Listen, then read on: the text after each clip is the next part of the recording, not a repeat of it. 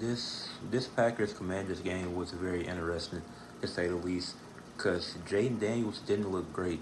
Now we'll give him grace because it's just week 2. Like obviously it's not supposed to look. I don't think most teams aren't gonna look elite within the first 2 to 3 weeks.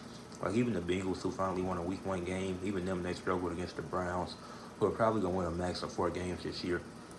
But this game, the Commanders Packers, it was a good game in my opinion. Obviously, some of the excitement came towards the end, but it was excitement throughout the game. As the Packers scored twice, they had 2 90-yard drives in the first half to go up 14-0 in the first half. So that's just very impressive. That just tells me what I need to know about the Packers, in my opinion. I know that they whooped up on the Lions, and division games are always weird, or it's either super close or a blowout, or it's just really murky and terrible. But I know that they beat the Lions. I didn't watch that game, but I'm glad that I got to see this game versus the Packers. And even though the Packers might not be they're not some elite defense, but having 2 90-plus yard drives is very impressive. And they only needed 27 points to get the win. They won 27-18. Jaden Daniels was constantly pressured all night. I don't know if it's just because the O-line is that bad, or now the Packers defensive line is elite. Like adding Micah to that team, it's just helped them so much, and they have other good defenders as well.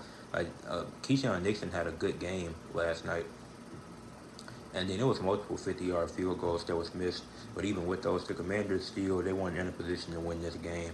The Packers dominated really from start to finish. Tucker Kraft had a great game with 6 catches, 124 yards, 20.7 yards per catch, 1 touchdown on 7 targets. So out of 7 targets, I had 6 catches. This Packers team looks legit within the first 2 weeks. Obviously, it's still early. The Saints, the Saints looked amazing last year, but this Packers team is way more talented than what the Saints had with their 2-0 start, which we knew that was going to calm down. But this Packers team, Jordan Love, I like that the Packers are taking deep shots as much as they did in that game. Because I think if they keep doing that, then if Jordan Love stays consistent, this team is going to be one of the top teams in the NFC this year. So now prayers up to Jaden Reed. It was a few injuries as well. Jaden Reed. There was somebody on the Commanders. I forgot his name. He got injured on an extra point. Prayers up to him as well.